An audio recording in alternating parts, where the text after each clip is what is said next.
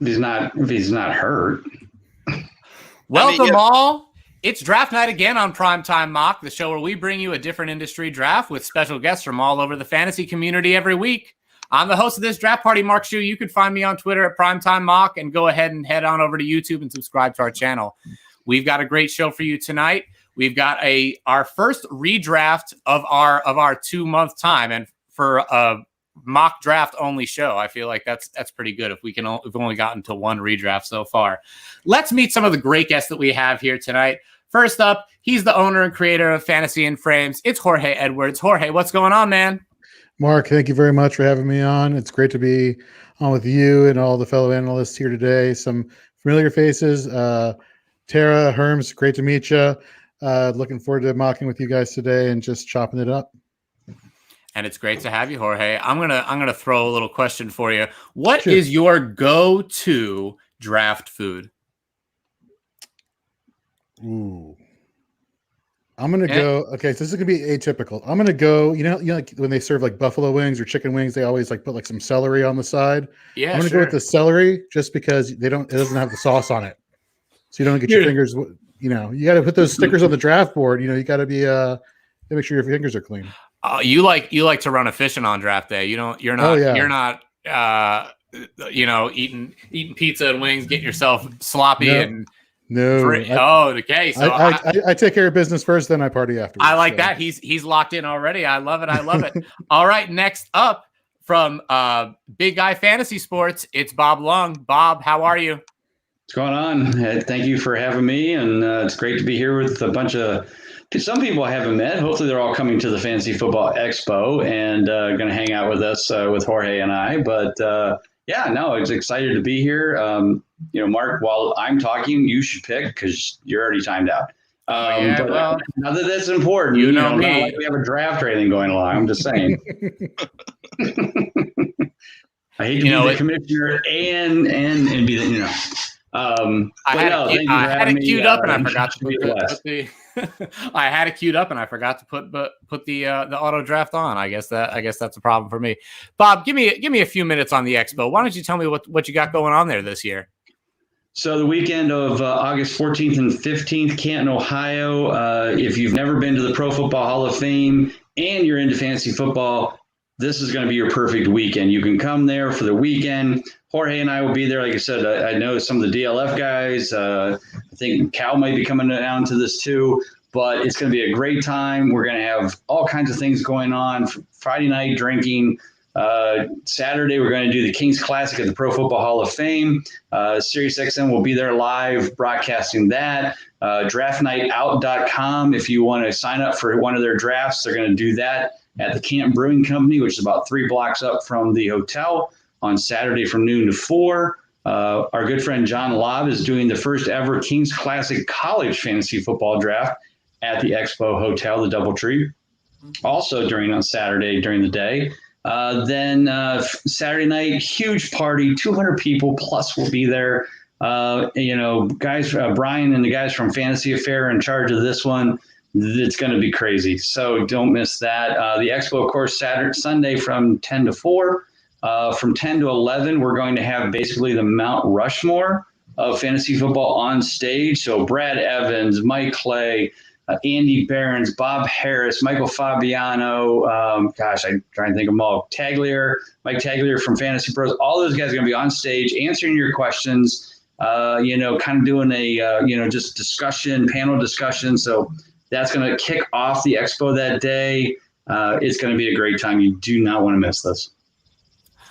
I can't wait. I was worried that I wasn't going to make it. I've actually got it. It ended up that I have a vacation the week before, but it ends up that it's going to work out. So I'm really happy to be there. I hope that everyone out there, if you're thinking of going to the Fantasy Football Expo in Canton, Ohio, you absolutely should. And I can't wait to meet everybody there. Great. Yeah, no, I'm glad you're coming. All right. Next up from the Dynasty Vipers podcast, we've got Tera Roberts. Tera. Hey, how's it going? It's going great. How are you? I'm doing good. Everything's going well. I'm excited to be here next to my buddy and co-host, Cal. And so really looking forward to drafting with you guys tonight. And in terms of the Vipers, things we got going on, we have our Behind the Grind series that goes on regularly. Our regular show is Monday at 9 Eastern time. We've had some pretty awesome guests. We got to have Joe Bryant this week, which was pretty awesome. So it's going really great for us. And you've had that 30 players in 30 days series that was going on. I did catch a couple of those. It's really great stuff that you've got going on at Dynasty Vipers. And let's head on over to our other member of the Dynasty Vipers, Cal Shoemake, also from DLF, as he's posing in his background there. How are you, Cal? Hey, I'm good. Thanks for having me on. I appreciate you. Like, I don't know if you realize what you got yourself into with this group, but then I looked around and thought, really, it's just Herms. That's the only one we got to worry about right here. Cal, I never know who I get myself into with these. A lot of the people I bring on are strangers to me, and I'm so glad that they'll take a shot in the dark on a stranger. I've only been doing this for a few weeks here so far, but I'm happy to do it, and we always have a great time. So I'm excited to get this draft party going with the Dynasty Vipers and Fantasy and Frames and Big Guy Fantasy Sports. And from the Dynasty Rewind, we have my guy, Michael Bauer. What's up, Mike? Mark, good to see you again. It's been a while since we've seen each other. Was it Saturday? I got the opportunity to meet Mark in person. We had lunch. It was a fantastic time. We live close. I am not just a troll on Twitter. If you don't know me, I'm Michael Bauer, the host of the Dynasty Rewind. It's all Dynasty all the time. So doing a single quarterback redraft mock draft is a little bit out of my wheelhouse. Also, Z2 Fantasy, you have expired. If you could draft, please, that would be fantastic. But I do tell everybody, all of our listeners, they say, why should I still play redraft? Redraft is important because of two reasons. One, it's fun. And two, it's important to keep up with trends in fantasy football that affect your dynasty team. And redraft is a big part of that. So I do still play redraft along with my 20 or some odd dynasty leagues. And since Z2 timed out, the way that we normally do it is if somebody ends up timing out, we have somebody in our little group here take the pick. But to make it smooth, I went with Nick Chubb. I like Nick Chubb a lot, so we're gonna let that happen. And next up with Najee Harris at 7, we've got Herms from the Lateral and the Rumboyz Fantasy Network. What's up, Herms? Hello, dude. This is so much fun. I'm so happy to be here. This is great. Oh, and I got Najee Harris. Oh, we're off to a hot start. This is great. Oh, I love it. And you know what? Earlier on, I was thinking that Najee in the first, in the back half of the first round was a little hot, but every week I come around a little bit harder on Najee. He's gonna get those touches. He's always gonna have that He's gonna have that 300 plus, close to 350 touches. He's gonna be catching the ball. I love it, Herms. I love it. Yeah, dude. I mean, I don't know. I mean, I'm painfully biased as a Steelers fan, but like, who's stopping him from doing this? Who? I don't know. Yeah, I think if they stop the O-line to or if they didn't go O-line to pick up Najee Harris, you know that they're going a certain type of way with that running game, right? Exactly. And finally, he's coming in a few minutes late, but we love him anyway. He's a doctor of physical therapy, and he's a medical analyst for FantasyPoints.com. Dr. Edwin Porras. Edwin, how are you?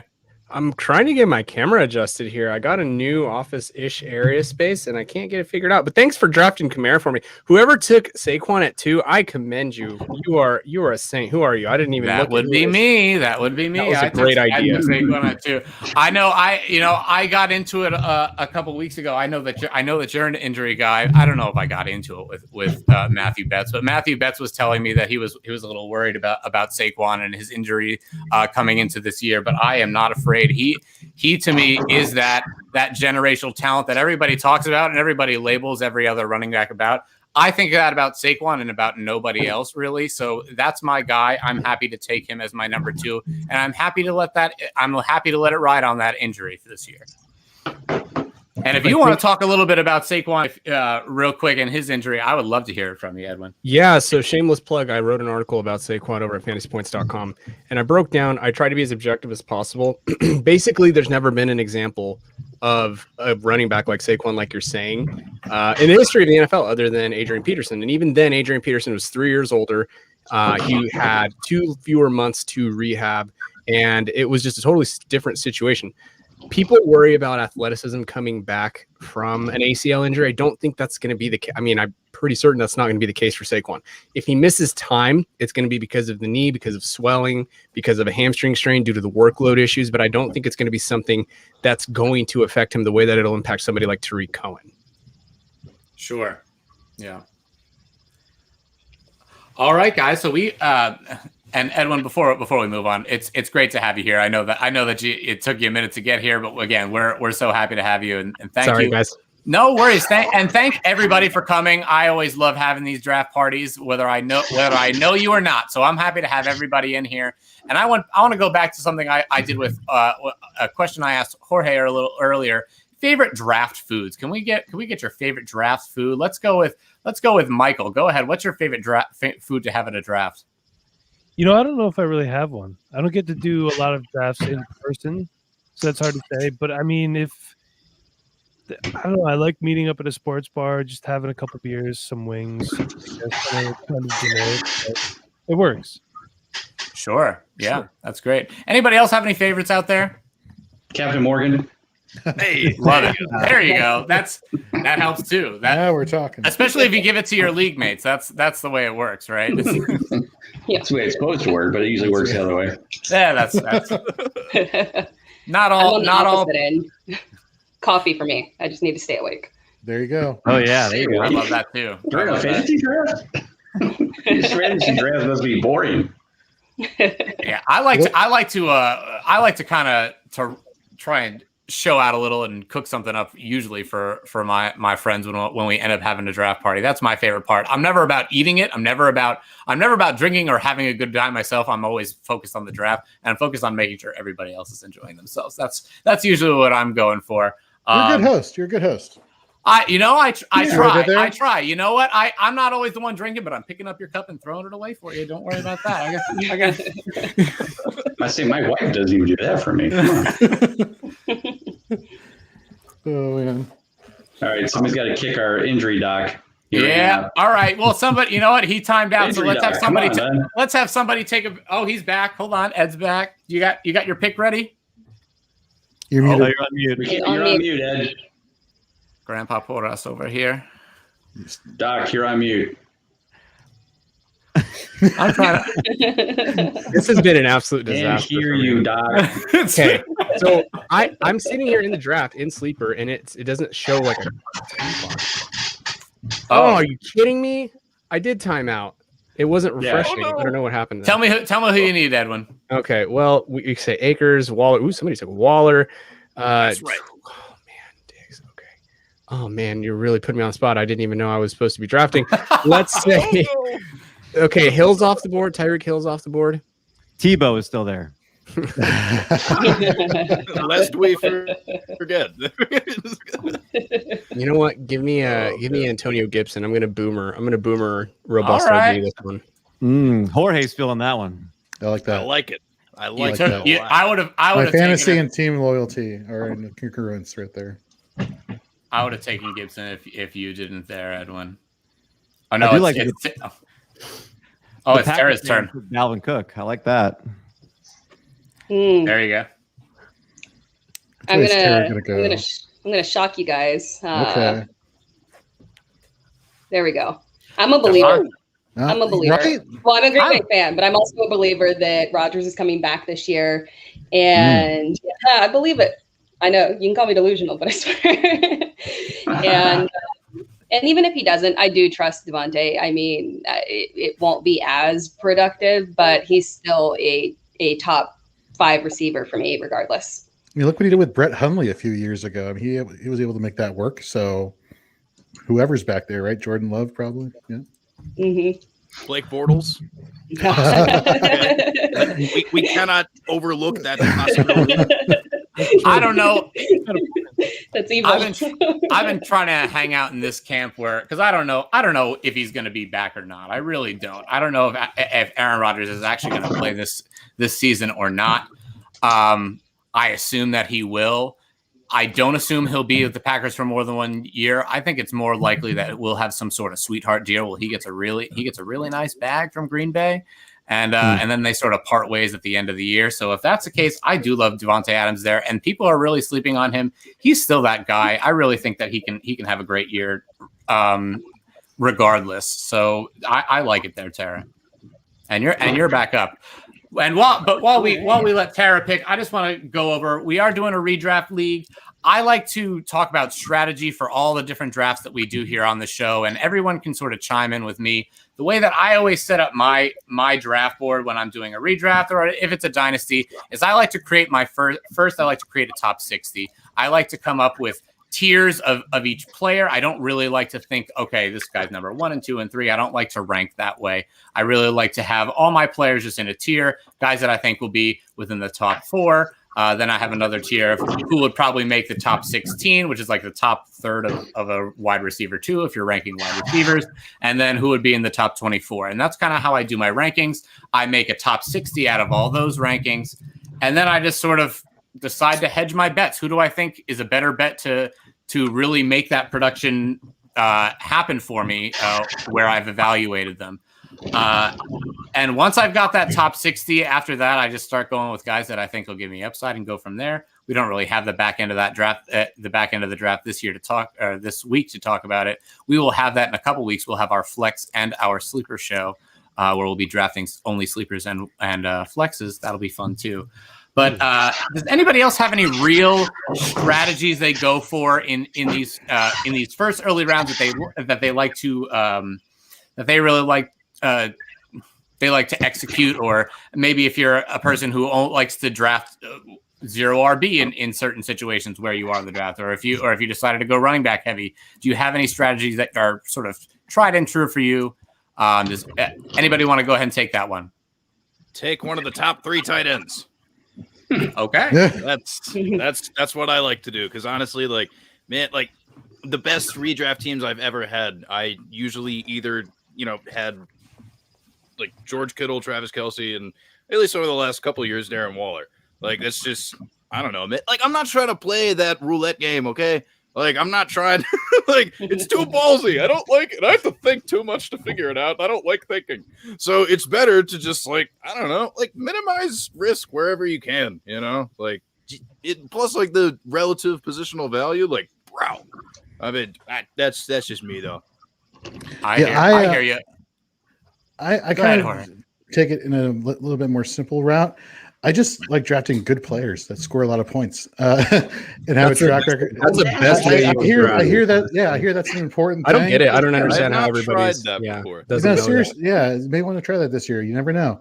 If the early rounds, like we're doing, an 8-round mock, like it's kind of hard with the elite talent at all the different skill positions to kind of like, I don't want to say mess it up. You can mess it up, but there's a lot of talent out there. The talent field is growing in every single position field except for tight end.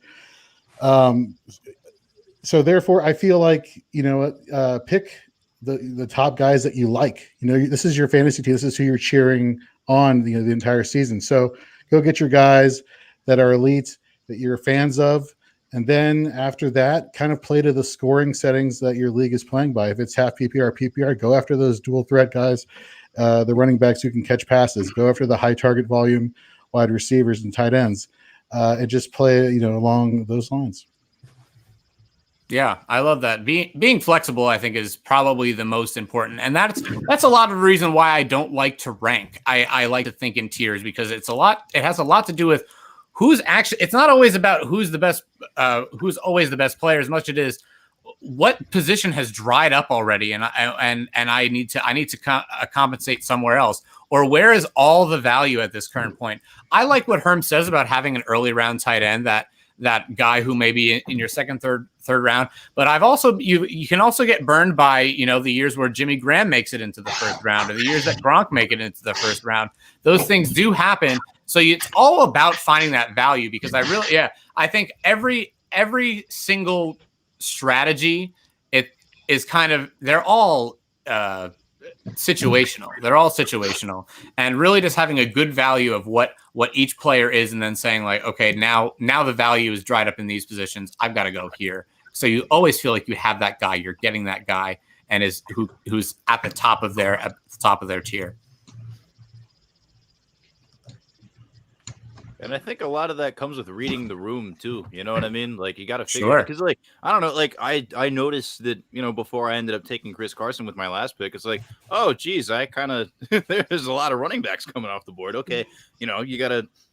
Yeah, just that's kind of an important thing, like because even like right now, I've noticed the fact it's like, oh wow, a ton of wide receivers have already gone. Oh good, maybe I should probably start looking there because at this point it's like, whoo, wow, some of the more slam dunky guys are starting to.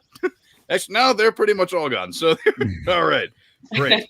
Once we had a wide receiver show a couple of weeks ago, and one of the things is after you get out of that top tier, there's always just that. It's that nebula of like 30 plus receivers who all could be a wide receiver 2 or to a wide receiver 4. You don't really know where they're going to be on a week to week basis. And it does dry up quick, but running back, I promise, dries up quicker. So. Oh yeah. No, this is a beautiful spot to be in. Oh, God. Okay. Wow. All right. I got to go with trusting my instincts, which is not exactly the best strategy at all times, at least for me anyway. For you, if you trust your instincts and you're go for it. But oh god, I'm running out of time. Fine, I'll do it. Oh. There it goes. Oh, that was way more stressful than I thought it would be. Wow. Is it me or should Herms be doing voiceover for cartoons? Seriously, I was wondering what was going to happen at that climax. I was really nervous about what was about to happen. We need to. I'm like, I just see him doing like the next Aladdin or something. Well, hey, if anybody if anybody from The Simpsons is listening, please hit me up. But yeah, exactly. Oh my gosh, he really should be on The Simpsons. Yeah, for sure. Well, I mean, you talk about strategy. So, I mean, here's what I usually, obviously I promote this in the guide, but is, try to, in my first 6 to 8 players, basically my main starters, to have consistency rating percentage from the past or potential for this year to be at least 70% or higher. So like McCaffrey's been 90 to 100 in the past. Dobbins was 88% when he got 10 or more touches last year. Ridley was 87% last year as a starter as well. Now, of course, with Julio gone, he could be, Carter B go much higher. But, those are kind of guys. So, the guys in my queue that are sitting there are guys that can continue that. They've had either a, 70, 75% consistency over in the past at some point where they have that potential. And that's my core. Then once I get outside of that 6 to 8, then I might start taking some chances on some rookies or some upside players that, maybe had a good second half last year. So that's kind of what my strategy has always been. Sure. Yeah. Because I'm kind of down if I write a consistency guide and didn't draft consistent players, right? Sure. So I'm drafting on my phone because my browser isn't updating. And who was it that sniped me? Who's before me? Who took Robert Woods? Oh, that's Evan at FF Evan Lucian. I don't want to get his Twitter handle wrong. I'm gonna block him. I'm joking.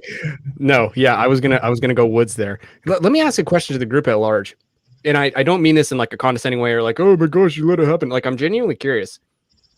Why did we all collectively let Michael Thomas fall to the 3rd round? Explain that to me. Because of who his quarterbacks are. Has that ever stopped somebody like Allen Robinson though?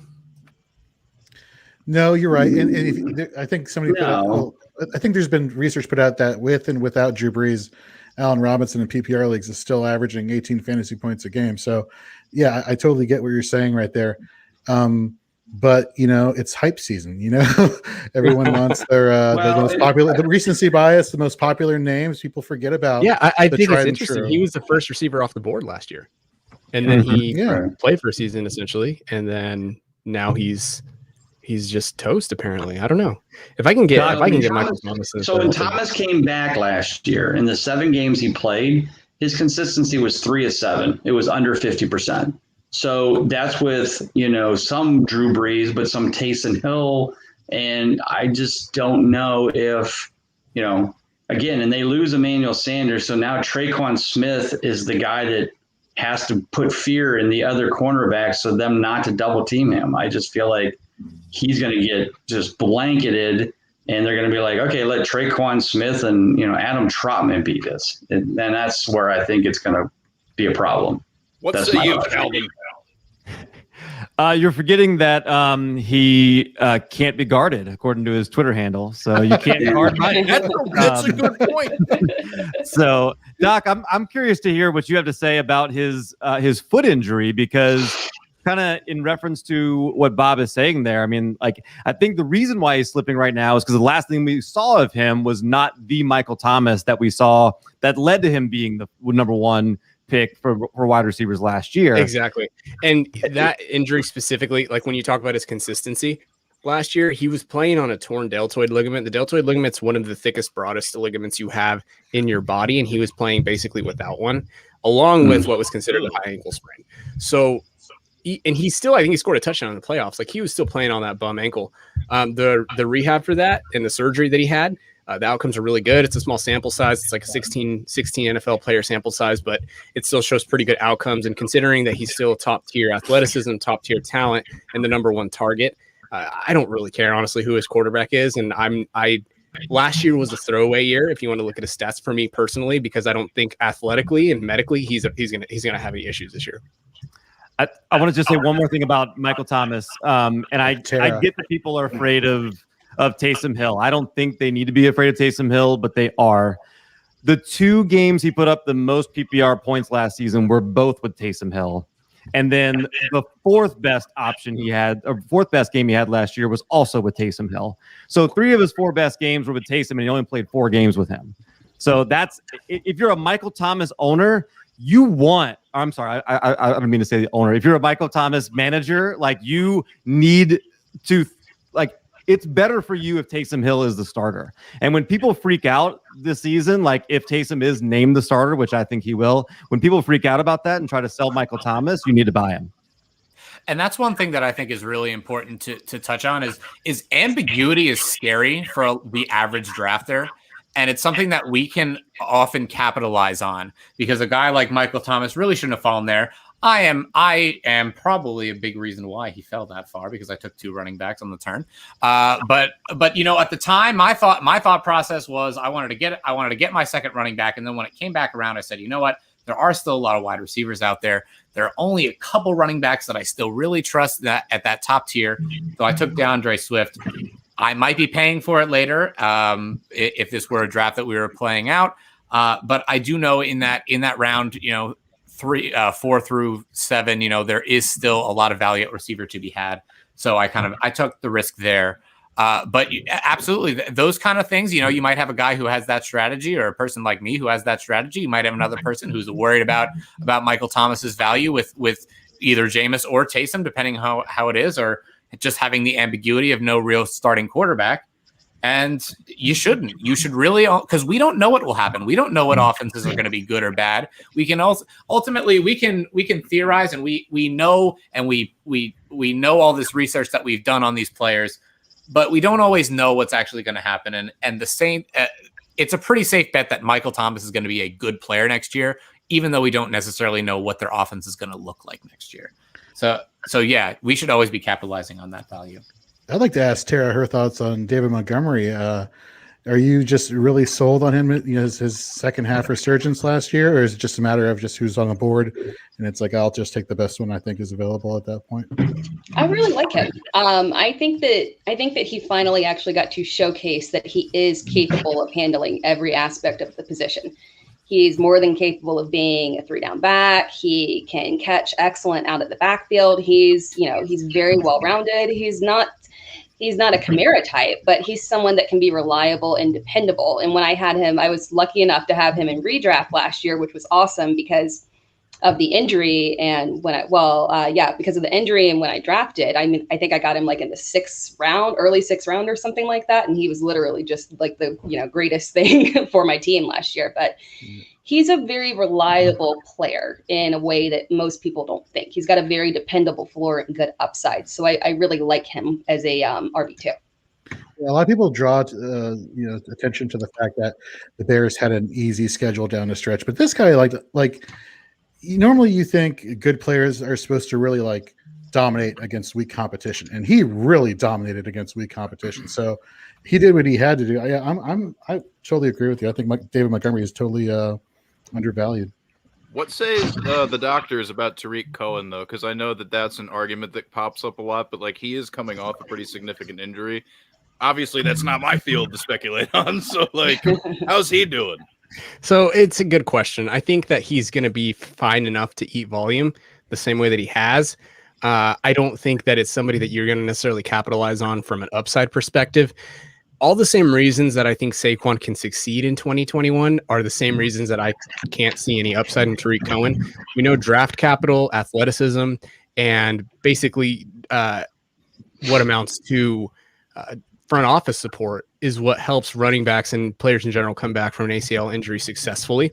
And Tariq Cohen's like 5'6", like $180. He's athletic for his size, pound for pound, but overall, it's really a difficult thing for him to come back from, making that quad and hamstring muscle brain connection. And it's really, I just can't see him having any upside anymore, especially given his draft capital in the position that he was really just a target, like a volume like eater. And I can still see him doing that, but like I wouldn't draft Tariq Cohen as like my first running back if you're going 0 RB or something like that. Not even close. So relative to Montgomery's value, that's not something that particularly scares you as like a huge, like, reason to like advocate against him, like Tariq Cohen's presence. Yeah, not necessarily. Like if anything, Tariq Cohen might miss. 20% of players coming back from skill players coming back from an ACL injury since 2015 missed time because of soft tissue injury or because of swelling in the knee. If anything, Tariq Cohen might be one of those dudes that misses time. And if anything, those are the spike weeks for Montgomery. I like Montgomery a lot. Well, there you go, dude. That's good information right there. I love it. Yeah, it's. I mean, I didn't really have David Montgomery all that high, but at the end of last year, the way he played, he does look like that guy. He's gonna have that workload that's gonna produce for us for fantasy. And again, if a guy like Tariq Cohen is not gonna be of much consequence, I don't see anything stopping him. So yeah, in that third round, I like that pick for Tera. All right, so we're about halfway, a little more than halfway through the draft. I want to go through. We can talk about everybody's sort of build that we've got going on so far. It looks like Mike, you're the first one to have your first 6 rounds finished up. So we're just outside the top 60. That's what I like to sort of work in when we do these early parts of draft. So why don't you go ahead and break down your draft for me? Sure. So a lot of people are going to say, why would you take a quarterback there? It's single quarterback. Yeah, and now I have it. I have the best quarterback in the league. One of the best quarterbacks for fantasy football. Why wouldn't I take him? Don't feel forced. And I feel like a lot of players do this, really, especially in redraft. Don't feel forced to take a running back because everybody else is doing it, and know your draft position too. So I'm at the 111, and Jordan went Kelsey and Diggs, which I think is 2 fantastic selections, by the way. So I wrapped around and I got Aaron Jones. Now, there's that probability that if I take Aaron Jones at the 111, maybe Mahomes is gone. Maybe he grabs him there. He ended up waiting for Lamar Jackson, so he still did okay. But when you're drafting, try not to think about, do you want the 3rd best tight end in the league, or do you want like the 50th best wide receiver? So think about how these guys relate. Think about your scoring settings. It's always important to remember those things. Don't reach for a running back. Oh, I need a running back. Don't reach. Oh, I need a wide receiver. Just don't reach. Stay calm. And sometimes you just have to let the draft kind of work for you. I know, Mark, that you like to tier guys and think about top 60 and everything. You got to be honest. Sometimes that just gets shot to crap real early. So, absolutely. And I make adjustments. I think of this a lot like poker, and I do have my top 60, but and I love playing pocket aces. If I could, I'd play pocket aces every hand. That'd be great. But ultimately, you can't always think that way. So there are times where, yeah, that's true. I can limp in and play with a 9-8 suited. I'd be happy with that. But with the way I think when I'm going top 60, it's my evaluation of every player who I think would best hit, because each week I think of each week of fantasy football like another flop for that same pocket pair that you've evaluated at the beginning of the season. So every week is just a new flop and a new run out of that. So the more tries you get, the more likely that those players are going to hit.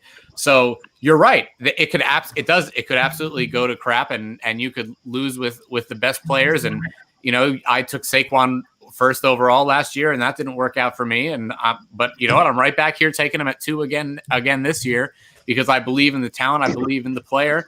And sometimes there are a lot of different things that you can do, that you can think about to justify what it is that takes a player. I think what Jorge said earlier is really just get your guys, see the people that you like and who do you want on your team, and get your guys, because that's how you're going to have the most fun. And overall, this whole game, especially one quarterback, is one on the waiver wire, right? That's absolutely. Absolutely. All right, and we're going to move on to Jorge now. Jorge, give me your top draft here. All right, so I went Derrick Henry, followed by Tyreek Hill, Allen Robinson, George Kittle, James Robinson, who I still have faith in, despite the fact that the Jags drafted Travis Etienne and Justin Herbert. Look, my strategy was, get the best running back, get the best wide receiver, get the most targeted wide receiver after that. George Kittle, when he was healthy last year, he was lights out. He got you high double-digit fantasy points per game, especially in half and full PPR. James Robinson, look, as my second RB and waiting for the 5th round to get my second RB, best option available. I felt, in my opinion, I think everybody else was kind of like the RB2. I think he has still RB1 upside. Justin Herbert, I'll go on record saying I think he will be the QB1 this year, not a QB1, but the QB1. And you might be a little bit surprised about who I'll be reaching for at the 7th spot, assuming that Nate Markham doesn't snipe him from me, if he's listening right now. So that's kind of what I was thinking in terms of strategy. Yeah. I love having Allen Robinson as your wide receiver 2 there. I really like that. And getting Kittle in the 4th round was a really nice wraparound. I too am a James Robinson believer. I was worried there for a little bit with the drafting of ETN, and I am still a little bit worried, but not necessarily for this year. For my Dynasty team, I'm a little bit more worried, but for redraft, I'm willing to take the shot on James Robinson. And to be honest, in most leagues, in most drafts, you're probably getting him around later or even later than that, which was the nice thing about him. I just look at him and I see like an experienced quarterback back there, despite how heralded Trevor Lawrence is. At a certain point, these defenses are going to catch up. He's going to get flustered, and they're going to have to rely on a solid running game. And he has a track record from last year, and he showed that he can do it. And right now for redraft, like you said, for Dynasty, I'd be concerned, but for redraft this year, I'm totally okay with James Robinson being my RB2. And to be honest, he's like the only example of leadership on the team right now. I feel like, I guess you could sort of think about last year was who was the leader? Was it Gardner Minshew? Not really. Was it Jake Luton? No, I think it was James Robinson who was the guy on the field and sometimes getting them back in those games. So I think that still goes a long way, no matter what coaching staff comes through. So I just picked up Antonio Brown at the 7th spot, and I'm looking at his PPR fantasy points per game to finish the season as he got more accustomed to playing with Tom Brady. The last 3 games, 20 points, 13.5, 36.8. And, it wasn't Mike Evans and Chris Godwin who were catching touchdowns in the Super Bowl. It was Antonio Brown. So whenever Tom Brady felt comfortable throwing the ball to his most trusted guys, it was Gronk, it was AB. And I don't really see a reason why there shouldn't be the case this year. I think there are plenty of balls to go around, plenty of points to be scored with the trio there in Tampa Bay. And as my 3rd wide receiver, why not? Yeah, I like it too. I remember once when I was up by like 49 points against a guy who had only Antonio Brown on Monday night once, and I said, "Oh, nice, locked up the W." It was that one. I know he had several of them. He had a handful of them, but it was that one time where he legitimately scored like 52 PPR points or something insane. I don't remember. Maybe it wasn't that much, but I remember just being absolutely pissed and just being like, how does this happen? It was the kick return, hug the goalpost game. Was that it? Was that game? I believe that was the one. It was 3 touchdowns. It was Monday night, and I think his 3rd touchdown was he took it to the house on a kick return, and he jumped and was hugging that goalpost. I can remember it like it was yesterday.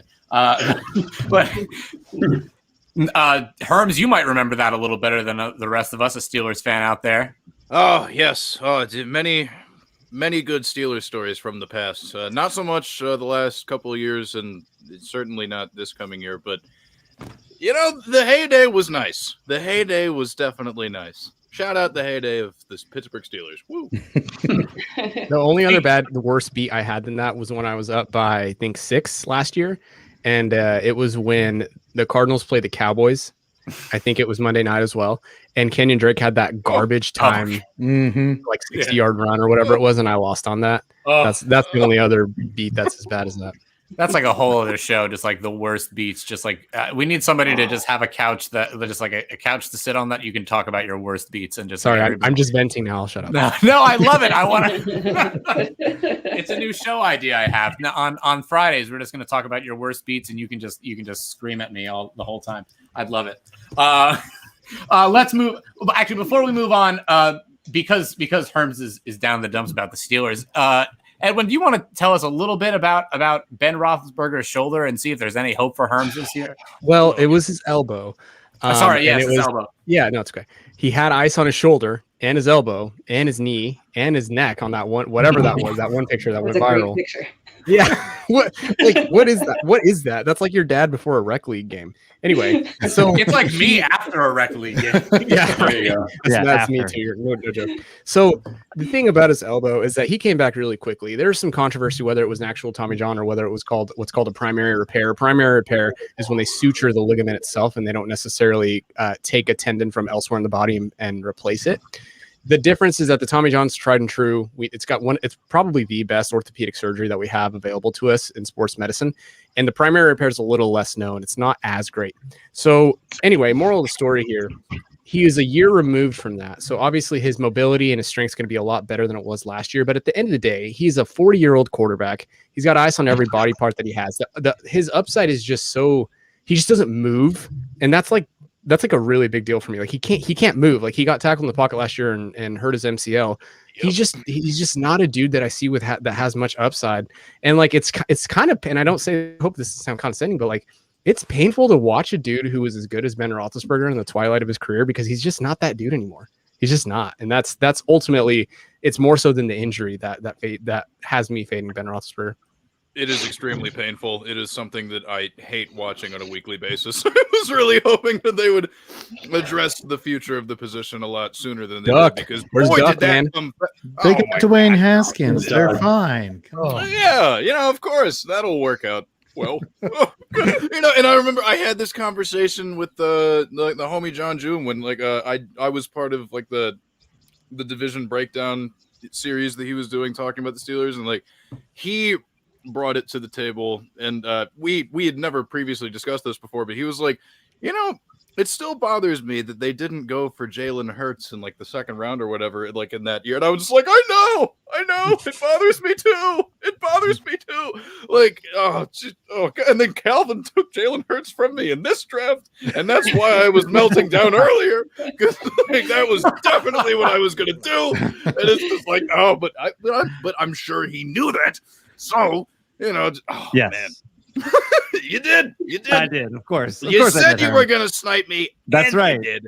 And Cal, go ahead and break down that draft for me real quick while we got you.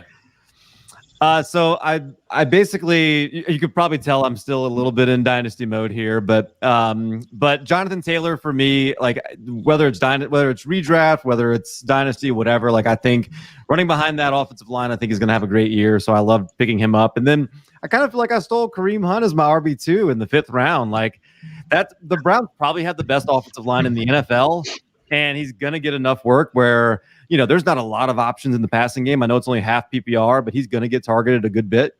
And, I fully expect, certainly if anything were to happen to Nick Chubb, he's got literal RB1 potential behind there. So Justin Jefferson, my LSU bias maybe playing in there, but I think he showed last year, obviously, what he can do. I don't expect that to change at all. Terry McLaurin, I just wanted to make Jorge proud with that pick.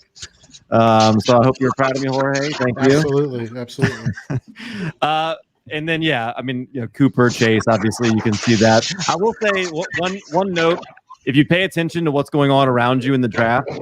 Now in this one in particular, we're only doing 8 rounds and we're just doing our starters, right? So when it came to the 7th round, I didn't have my tight end or my quarterback, but I looked to the right of me. Everybody that was going around had a quarterback. So instead of taking a quarterback right there in the 7th round, I took a tight end. So because I knew nobody going to the right of me was going to take a quarterback. So sometimes you can do that when you're on the end, 10, 11th pick, something like that. Somebody's already picked tight end or a quarterback. They're not going to take one. You can wait till the next round and take a better value. That's one of my favorite games to play, to be honest, is playing the corner, no matter where you are. Even if you're like 5 picks out, you can still play that corner pretty well. You can play the other side of the board pretty decently too if you have a onesie position. Yeah, that's great strategy. It really helps out in those redraft leagues when you're looking at, and again, when you know your league, when players are going to take quarterbacks, when players are going to take tight ends.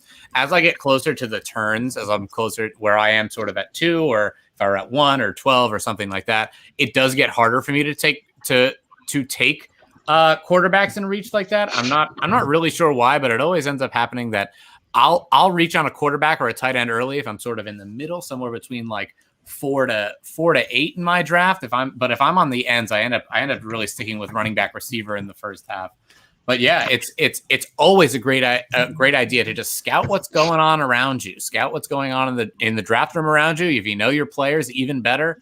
But see what they've got on their team and what they need. I love it, Cal. Thank you. Absolutely.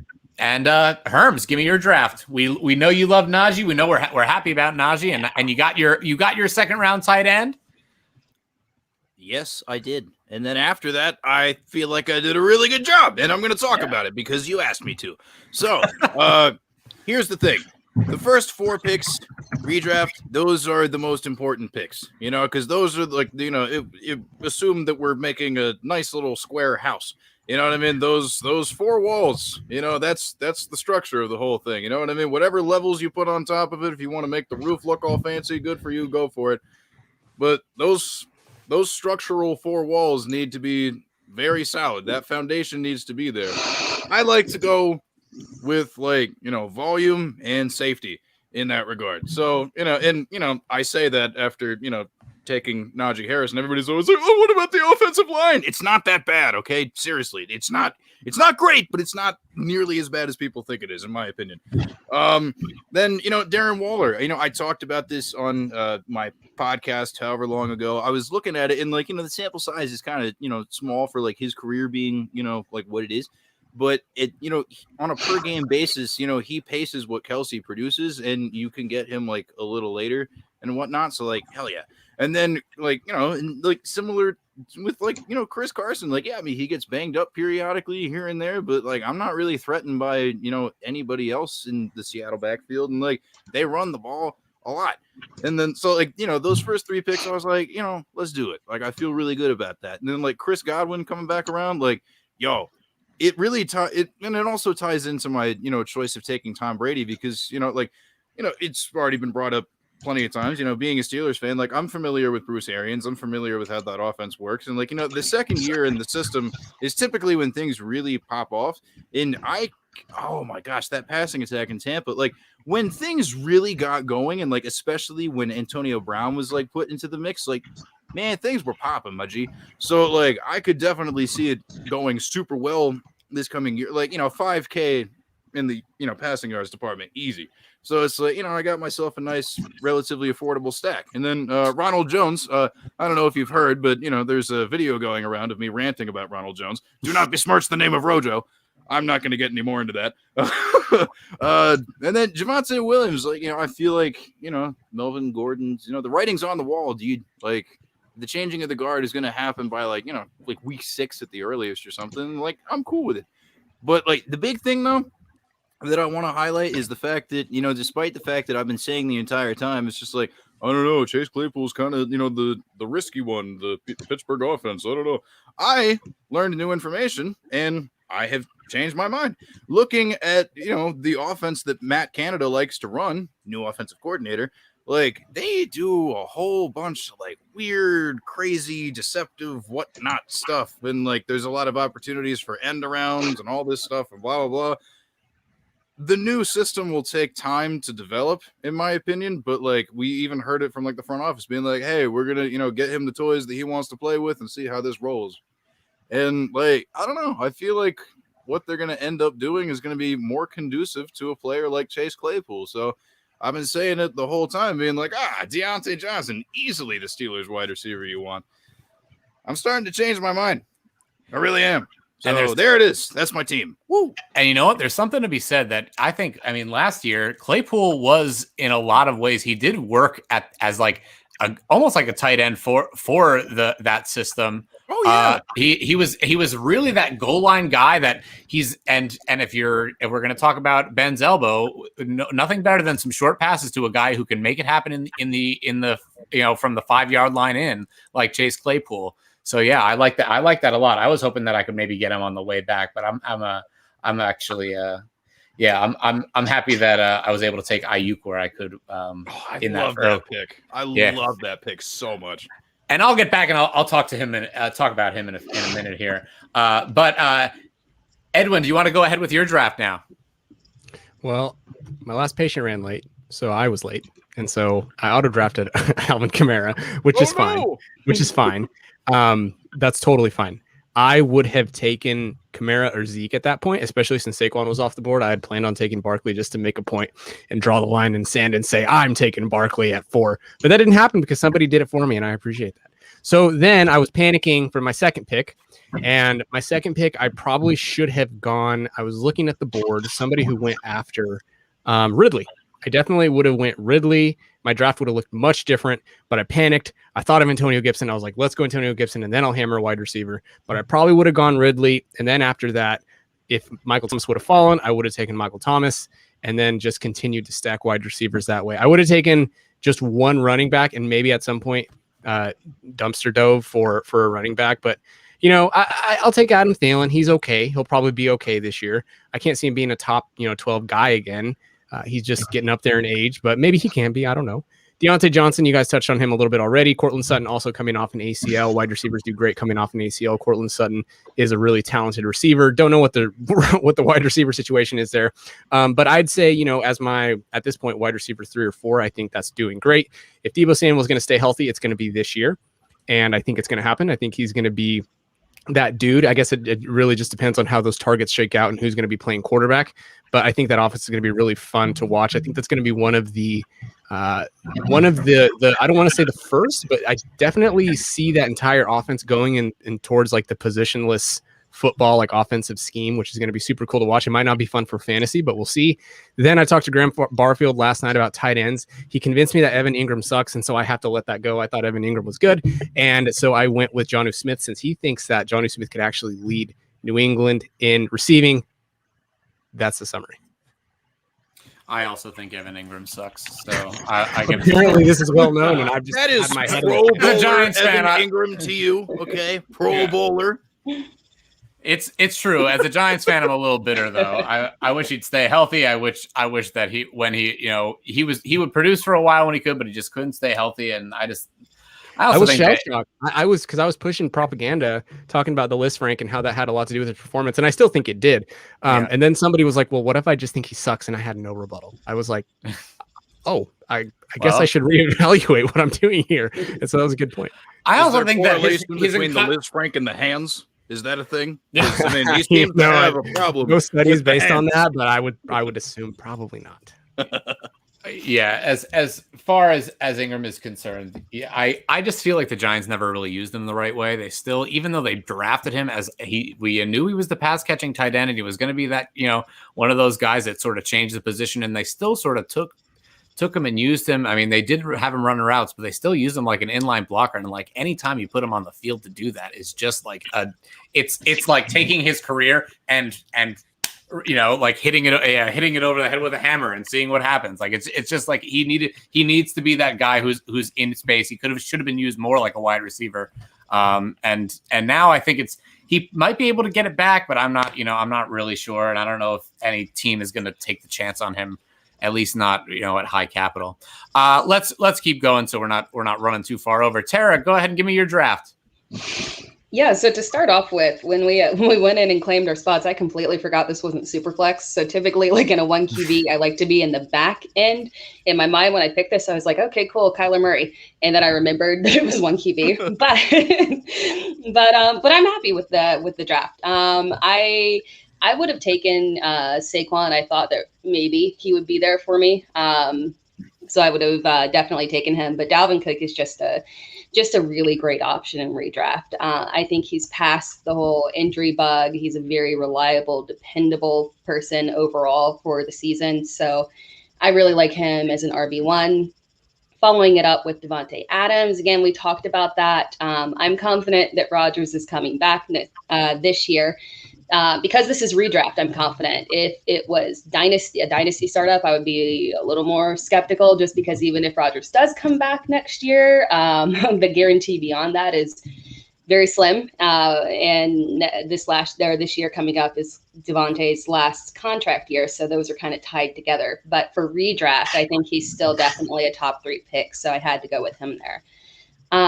David Montgomery, we talked about him. I love him as a RB2, very dependable, very reliable in terms of his floor. And I like to get that out of my RB2, someone that I can depend on being there and not have to worry about a boom or bust situation. Know he's going to get those carries. Then Galladay, I know we've got some Giants fan here. I'm very high on the Giants, not super, super high, but high on the Giants offense heading into next year. It was just a really rough year for them last year when you look at the loss of Saquon. Not really, and they really did not have a wide receiver 1 in that offense. And, having a offensive line problems, your lead running back out, no wide receiver 1. I mean, it just wasn't a good combination for the team as a whole. And I'm pretty confident that Galladay is going to be able to step in there and have a really good connection with Daniel Jones. And it's going to be a surprising connection between those two this year coming up. So I really love Galladay in that spot as a wide receiver 2. And then I'm not going to lie, I definitely had Brandon Ayuk queued up. So I was definitely going to take Ayuk there. I really love him. But because that happened, just kind of, as a lot of these guys have said, feeling the draft board really, I weighed my options there. And in terms of the wide receivers that were available, I felt like it was a good time to kick off that QB run and go ahead and take Josh Allen there in terms of the value that I could get for him there. And then Laviska Shenault and Jerry Jeudy. So with Shenault, I don't really have a huge preference between DJ Chark and Laviska Shenault in terms of who's going to come out. I think they're going to have a lot of pass volume. I think Urban's going to want to air it out. I think he's going to let Trevor just kind of run wild. And I think that Shenault is a really good option there. I think he's going to capitalize this year on the opportunities. There seems to be a really good connection between them coming out of camp, a lot of glowing supports, and I'm going to buy it. And I really like Shenault there. Jerry Jeudy. So I'm kind of hedging my bets with that one. I think hopefully that Teddy Bridgewater is going to be the starter there. I think he's gonna edge it out and be the starter.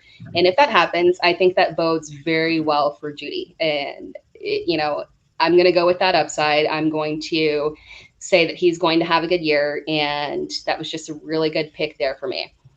And then Gesicki. So I really wanted to close out the draft, completing my team with a tight end. Normally, I really wouldn't take a tight end there if it's not a tight end premium. I like to wait there. I like to wait, and I'm probably targeting. I really like Ferkser this year in terms of a late target of someone who's going to end up getting a surprising amount of volume just based off of what he was able to do last year. Not afraid of Julio Jones. But in terms of tight ends that were on the board, I think Gesicki is a great option. I really do. I mean, when you look at what Miami did in the offseason, they seem pretty dead set on promoting the pass and putting Tua in the best situation that he can be in.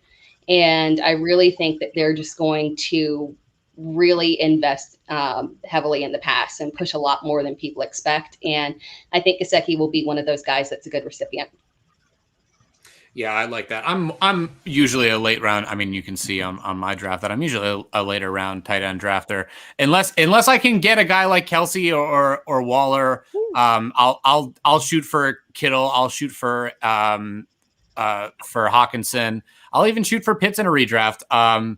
But if I can't get them really where I want them, I'm more likely just going to just stream the position. And yeah, I like Gesicki there. If you were to take him in the eighth, maybe, but I'm not necessarily taking a guy in the eighth. Yeah, I'm looking to push back. And if you want to listen to us talk about tight ends, we just did a tight end show last week with a lot of great guests. Go ahead and check that out. Bob, I'll do mine. Bob, why don't you give me your draft first? Sure. So obviously started McCaffrey. I was going to do 3 running backs in a row, but man, I just could not pass on Ridley sitting there at 3-1 after taking Dobbins. I was going to go Dobbins Swift, and I'm like, nah, I can't pass that up. So did that, came back. Cooper Kupp just a couple of years ago was 75% consistent. Now he's got a better quarterback in Matthew Stafford. I think there will be a really good rapport between those two. Mike Davis, kind of my sleeper third running back I like to get, especially round 5 like that, where I can put him as a flex on this team. And, just last year replacing McCaffrey, he was 67% consistent in those games where he was the starter, McCaffrey was out. So I think in Atlanta, I'm not sure he's going to get a ton of volume. I'm sure they'll be passing a lot just because their defense is terrible. But I feel like Davis is going to get like 10 touchdowns rushing and maybe 60 yards a game. And I think that's going to give him enough to be a very solid RB2. And if I can get him, I have him as my RB3, so I'm very happy with that. Juju was pretty consistent last year. Not great, not what he was just a couple years ago with Antonio there. But I think, as the doc said, Ben's arm's going to be a little bit stronger this year. They're going to get the ball downfield a little bit more. And I think that will help Juju coming across the middle there, while Claypool and Deontay Johnson are kind of spreading the field. So I think he'll get a lot of underneath as the slot guy. Russell Wilson's always been a very consistent quarterback. He has his moments where he'll kind of go into a rut if they run the ball too much, but I'm fine with that. And then my favorite tight end to get, especially this late, is Robert Tonyan. Last year, 4th in total points, 7th in consistency. I don't care if not. In fact, it may be helpful if Rodgers isn't there, because Jordan Love's going to need that security blanket. He's going to look at, obviously, Devontae Adams a lot, but Tonyan underneath really proved last year that he could be counted on. And if Aaron Rodgers can count on him, you're damn well sure Jordan Love's going to count on him too, and get him in the 8th round as the 12th tight end, 11th tight end off the board. I'm pretty happy with that. So really like my consistent core there. That's a good start for me. I'm pretty happy with it. Yeah, I like it a lot. I like getting Wilson that late, and I know that the late round quarterback strategy has kind of made its way into the mid to late quarterback strategy now. But yeah, there are still a lot of really great values here in the 7th round. I like Tannehill even still in the 7th round. I'm going to talk about my draft here, but I'll start from the back forward. I actually really enjoy getting Rodgers that late. I know, again, it's that idea of we don't know what's going to happen.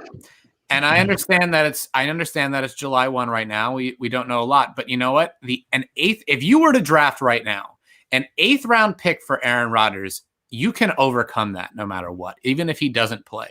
But it's more likely than not he is going to play this year. And even if he doesn't play for the Packers, he might play for the Broncos. He might play for somebody else. I really like getting him there in that 8th round. I'm actually really happy that it decided to wait a little longer on quarterback because I wasn't sure. And even still, it looks like Dr. Porras, you're the only one who didn't take a quarterback. I'm happy with as my 11th quarterback in a redraft league being Aaron Rodgers. I am just smitten with that at 8:02. Or no, 8:11. Sorry, my fault. And then I'll go back and talk. I can talk all day about Saquon Barkley, but I'm not going to. I love the fact that we have a very Saquon positive room here at the front of the draft. Everybody seemed to be interested in Saquon, so I'm happy about that pick at 2. Joe Mixon coming back around at the 211. I do think that he's going to have that workload, and there again, he still is a lot of their leadership in that room. So I do like that. I do think he's going to be on the field in third downs. I think he's going to be getting those hard yards, and he's going to be the guy in crunch situations when you need him. He might be spelled from time to time, But a guy like Chris Evans that really doesn't scare me at this point. He's looks like a good talent, but right now he doesn't scare me. And DeAndre Swift, I saw sort of the running back dead zone coming. I was actually debating Swift or Carson here, so I actually decided, you know what, I'm going to take one of the last few guys that I think has like true RB1 upside. I thought that would be really great. Sometimes, and then I don't have to take another running back for a really long time. And again, I was kind of running out of that tier. It's actually a very interesting spot for me because if Bob hadn't taken Ridley, I definitely would have. But the second that happened, it changed the tier break for me. And Edwin, you talked about Michael Thomas, and it's actually sort of changing my mind a little bit. I'm sort of debating putting him in that tier. So that section, that 3-1 to 3-5, I would even maybe even see AJ Brown. I can see being in that tier as well this year if he takes that next step with Julio. But I really thought that the running back dead zone was coming, so I'm gonna try this. I'm gonna go for that, and I actually really like what I came up with. The receiver ended up with DJ Moore as my wide receiver 1 in the 4th round. I'm okay with that. Ayuk, who again I think has the ability to be a wide receiver 1 this year if everything breaks right for him. I am really interested to see what that offense is. Like Edwin said, it might be a little more positionless than we want, but Ayuk is a really great talent. And I think that he's going to be that outside of, Kittle is going to get his passes, but he's never really been, he's still very much involved in the offense in other ways as a blocker and part of the running game.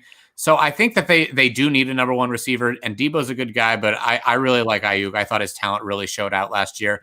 And as long as he's, he has the higher draft capital, he's in that 2-year breakout window. He is healthy, ready to go, and I'm ready for him. I'm giving Odell Beckham another shot this year. I really am. I think that he's got it. I think that if you are a guy or if you're a person who is interested in drafting Odell Beckham in years past, the past few, why is this year the year that you're falling off? I think that the Browns are poised to be an offense that's going to explode. I know it'll be a lot of running games with Nick Chubb, but Odell Beckham is going to be a huge part of that, and maybe just maybe you won't need to force the ball to him anymore, and he can actually be that talented receiver that we saw with the Giants all those years ago.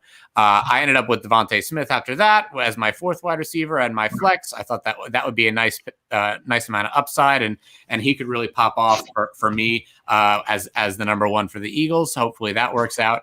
Then ended up with Rodgers. I did not take a tight end. I'm okay with that. I might be, I would probably be streaming at this point. There might be some guys I didn't really look at who's left. Let's see who's up here in the tight end queue who might be left. No, of course I can't see it now because the draft's over. Haha. Okay, well, forget about it. But anyway, I'd be taking another tight end. I do like Goddard if I can get him early, or Tunyon, or Gesicki or Jonnu. They're all good. They're all good options. I do like Hunter Henry as well because we don't know who could be. That's another offense, the Patriots, that I'm really intrigued to see what they're going to look like. They're going to look pretty positionless, I think, as well. I'm really excited for what they're going to do. There are other good tight end options, like we said on that tight end show that we had last week. But let's wrap it up for tonight. It was a great draft tonight. I really enjoyed getting to talk with everybody here. And let's one more time thank everybody. Bob Lung, thank you so much. Where can we find you? At Bob_Lung on Twitter. And don't forget thefantasyfootballexpo.com to get your tickets. All right. Oh, yeah, and that 2021 consistency guide on Amazon if you're not bored. Of course, and we'll all see you at the expo. We'll give you those dates one more time. August 14th and 15th. August 14th and 15th. The expo itself is the 15th, but come in for the whole weekend. You'll be glad you did. Yeah. All right. Next up, Tera Roberts. Tera, where can we find you? You can find me on Twitter. It's Tera Time. That's Tera with an E. And then you can also find all of my video content on the Dynasty Vipers YouTube channel. Got a It's Tera Time playlist on there with my, as you mentioned, my 30 players for 30 days video. I think I'm on like day 26, 25 or 26. So yeah, it's going strong. Almost over. But yeah, if anyone wants to check that out and head over there and support, that would be awesome. All right. And our injury expert for the night, Dr. Edwin Porras. Edwin. Yeah. Find me on Twitter at FBInjuryDoc. fantasypoints.com for my written content. The Injury Prone Fantasy Football Podcast, where I try to not go over 10, 15 minutes. Talk injuries. That's pretty much it. Thanks, guys. All right. And Herms, go ahead and give us your info. Oh, that's me. Oh, hi. Okay, you can follow me on Twitter at Herms NFL. You can find my work with The Lateral at The Lateral FF on Twitter. We also have a website, www.thelateralff.com. We have a YouTube channel that will probably be easiest to find if you just go to the Twitter or the website, because we don't have a unique web address. It's youtube.com/a bunch of letters and numbers. It's very confusing. I don't remember it. Nobody does. So there's that. Also, The Lateral Show. It's the podcast that I do with my co-host, Malcolm, at McLateralFF on Twitter. Also follow him. He's smart. He knows stuff. He makes me look good. We talk about a lot of different things. Tomorrow, we will be dropping a little surprise episode that we did previewing the Scott Fish Bowl and, just like the scoring and the whatnot and the stuff and the... Yeah, it's going to be cool. So check it out. Spotify, Anchor, Google Podcasts, like other places, whatnot. I don't know. You'll figure it out if you just follow me at Herms NFL. I love it. Thank you, Herms. All right, Cal Shoemake, go ahead. As Tera pushed here on the Dynasty Vipers YouTube, like there's some really awesome things there that like not enough people are seeing. So like go check that out. There is some we've had literally name a person that you look up to in the fantasy football industry, and we've had them on that show this offseason to interview them, like not just about like who their favorite quarterback is, because like you can go just look at their website and figure that out. But like their history with fantasy sports, like how they got started, how they got their break, how they stay on top, like what they're, Bob Lung was one of those guests that we had on that show. I do an Ask DLF show on the DLF YouTube channel with Tyler Karp, which is on Tuesday nights at 7:30. Go check that out. And I'm also doing my team preview series on DLF, which is how I know almost everybody in this panel right here, because they've been on with me at some point talking about their favorite team. So check that out. If you were to do a word cloud of all of the words that happen on the DLF at the Ask DLF podcast, how big would failure be on that? It's the only one that you'd have room for just that word. That's it. Tyler Karp's a friend. We love what he does over there with you guys at Ask DLF. And then we've got Jorge Edwards from Fantasy and Frames. Go ahead. Where can we find you, Jorge? You can find me personally at Jorge B. Edwards on Twitter. You can follow Fantasy and Frames at Fantasy and Frames. Head over to fantasyandframes.com. We cover everything from Redraft, Dynasty to IDP. Stay tuned next Wednesday as we kick off our 64-article and 32-day series where we're covering each team both on offense and defense, dropping articles in the AM and the PM. You can catch me on the Fourth and Frames podcast of Fantasy and Frames on Wednesdays from 8 to 8:30. As well as to all the Four-Eyed fans out there, we have our Four-Eyed Championships charity tournament kicking off pretty soon in terms of drafting, so stay tuned for that. And Mark, thank you very much for having me on. Yeah, thanks, Mark. Absolutely. Thank you for coming. I appreciate it. And last but not least, before we sign off, and we should probably put his logo in the side corner right next to mine, because everyone on his show has been on my show for the past month and a half. It's Michael Bauer. Michael, tell us where we can find you. You can find me on Twitter at Rewind CEO. Follow the show at Dynasty Rewind. It's all Dynasty all the time. Like I always tell everyone, if you want help setting your lineups, ask Jorge. I'll help you scout players and do trades, but I'm not going to set your lineup. I have enough problems doing that myself. So, Mark, thanks again for having me. Appreciate it. Absolutely. Anytime. And next week, we've got another great draft coming for you. We're moving on to Super Flex, so we'll have that for you next week. And then a lot of great drafts coming up in the next few weeks and months as we get ready for this year's fantasy football season. Hope to see you next week. Have a good weekend, everybody. See you, everybody. Take care.